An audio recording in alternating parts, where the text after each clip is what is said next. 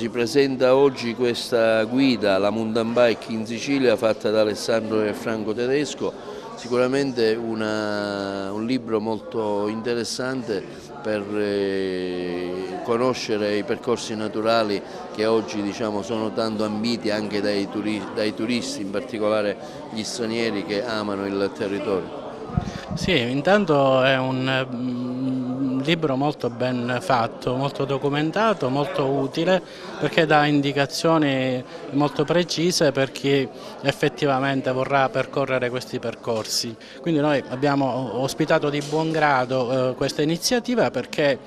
il nostro obiettivo è quello di allargare l'offerta, cioè quindi la possibilità di utilizzare anche i percorsi che noi di recente abbiamo realizzato per la visita delle aree naturalistiche all'interno del parco è assolutamente coerente, quindi invitiamo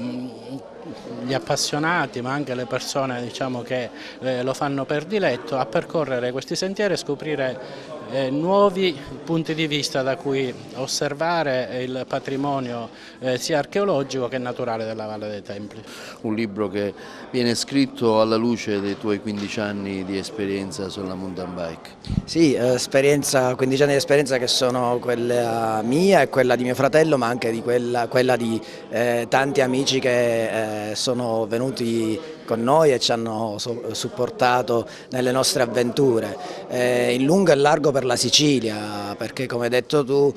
sono itinerari che coinvolgono le province di Agrigento, Trapani e Palermo, ma anche parchi come Madonie, Nebrodi ed Etna. Sono itinerari tutti in fuoristrada, 53 schede che contengono percorsi in queste province, percorsi meravigliosi che solo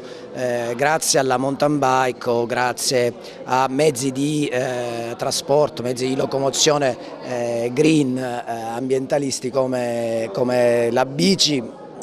o a piedi si possono vedere. Da Firenze in giù non esiste una guida come questa, una guida così analitica è stata fatta solo per la Liguria, per le Dolomiti, per le Alpi, nelle zone comunque del nord Italia, non per la Sicilia. È uno strumento di promozione turistica importantissimo, basta pensare qual è la massa di cicloturisti che muove la bici, la massa di turisti che muove la bici, che sono circa 10 milioni in Europa. Quindi pensiamo alla nicchia di turismo che può interessare questa guida. Da sempre attenta alle tematiche ambientali, oggi presentazione del libro sulla mountain bike. L'iniziativa è importante perché ci pone nella possibilità, partendo anche da questa realtà che ai diversi livelli sta facendo anche molto nella direzione di un turismo pensato e ragionato,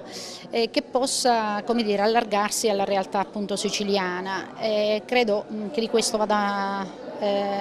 dato merito ad Alessandro Tedesco, il cui lavoro è stato presentato a Berlino nei giorni scorsi. Quindi è un lavoro interessante che facendo sinergia con altre iniziative, compresa la